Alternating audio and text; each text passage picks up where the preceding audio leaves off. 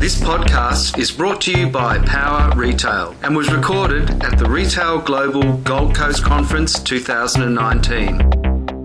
Well, I'm Ali at Power Retail and I'm here with Lynna Barrett from National Tiles. I think it's one of the most iconic Australian brands ever. Yes, one of them. Yeah. Would you be able to do the Frank Walker impression? Hello, Frank Walker, National Tiles. This week at National Tiles, we have a fantastic selection of white wall tiles at the price of only just $9.95. But hurry in store and online and save. It's brilliant. I love it so much. I want to make it my ringtone. Well, I've heard it a lot. So. Oh yeah, I can imagine. Oh my goodness. Yeah. Well, you've had a lot of experience in a lot of like brick and mortar stores. So you've worked with Cotton On Group, Best and Less, and Billabong. So very Australian companies as well. Yes. So how have you taken all of that experience and put it into National Tiles?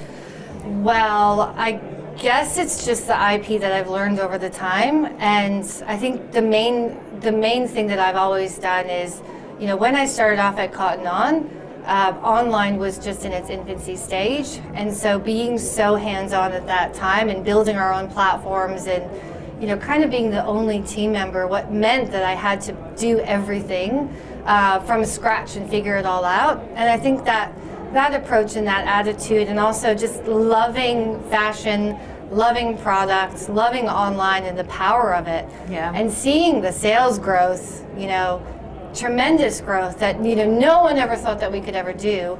So that's the passion that I brought into National Tiles when I started 2 years ago. That's incredible. So as every Australian knows, National Tiles is one of the biggest like tiles company in Australia. But how did you sort of integrate it into an online platform? Yeah, so we already had the thing is it actually was kind of a dream e-commerce framework. So the first thing about, you know, putting an online store together is most brick and mortar companies would say, oh my gosh, we have to fulfill to a customer, not to a store. Well, at National Tiles, we were already fulfilling to customers. So we already had delivery set up. Customers would come to our showrooms and delivery would take place as a second step from our warehouses to the customer. So that was already in place. The other thing that was in place was tiles are a lot easier to shoot than fashion apparel. Yeah. So the cost of, you know, models and hair and makeup and, you know, only being able to shoot, you know, say 40 items or 40 SKUs a day, that cost we just did not have.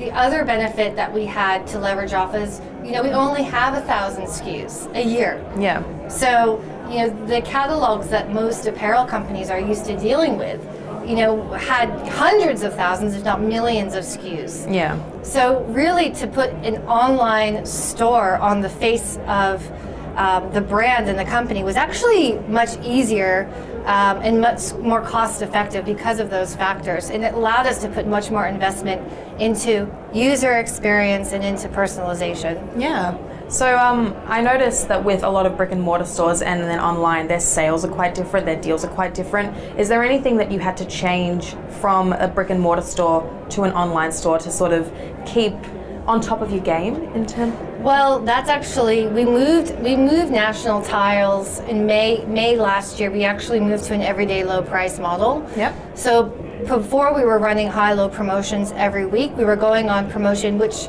as any high-low retailer knows, puts a tremendous amount of stress on the marketing teams, on the operations teams, on the store staff.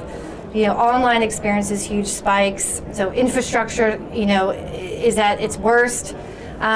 So when we did that in May, basically we decided that we were going to go off the drug of running sales. Yep.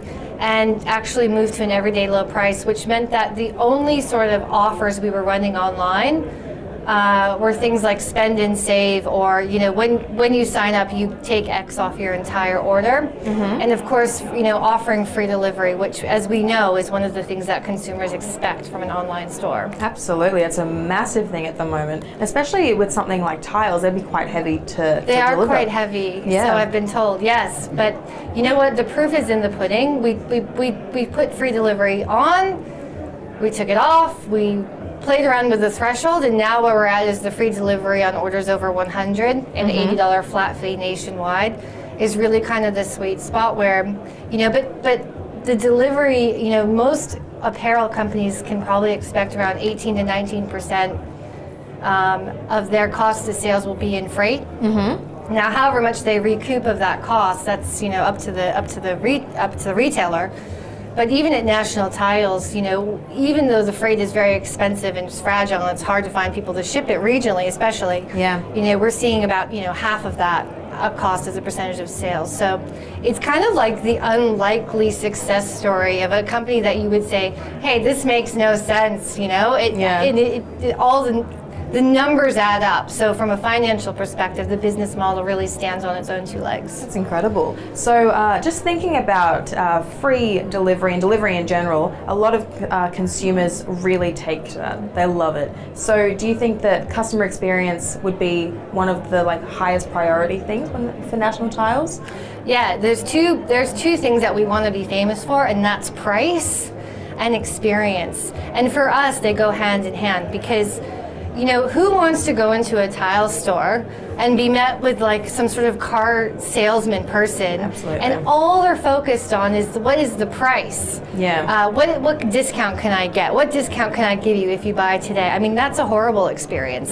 So that's why we decided to change it.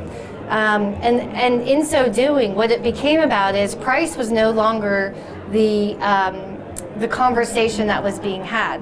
The conversation was now more about the price is set, that's the price. What is the best solution for you in what your project is? Mm-hmm. And how can we find you, your dream tiles? Yeah. And that's been a real change. So the price kind of enabled the experience and then the other way around. That's incredible. I definitely need to redo my kitchen. So who knows, maybe I'll go to National Tiles. Well, this is the thing. Now that I'm in tiles, everybody's got a tile story. Oh, yeah. And for me, it is, tiles is life. Surfaces are everywhere. So it's funny how you notice now every sort of tile and you kind of, it's still fashion, but it's a different kind of fashion. It's a fashion that, is a very big emotional investment and a purchase. Yeah. And people coming out of the woodwork asking for, advice on tiles, which I didn't expect. Yeah, well, I mean, trends come and go as well. There's always the millennial pink coming through, and there's a lot of different colors that will stay forever. So I think also trying to stay ahead of the times, but keep it classic is a bit of a challenge. So how do you guys do that? Well, we have an incredible procurement team, probably the best, I would say hands down the best in the country, the range that we have. And, our GM of procurement is always at the fairs, traveling through Italy, going to China, is constantly making sure that no one can surpass our range, our offering, and our prices. Yeah, well, you've definitely kept the name number one in Australia, so you're doing a great job. Thank you. Yeah, just wanted to say thank you for coming. It's been a pleasure talking to you, and it's great. I've been seeing your face all over the Retail Global stuff, so it's really nice to have a chat with you. Thank you so much. Yeah, My pleasure.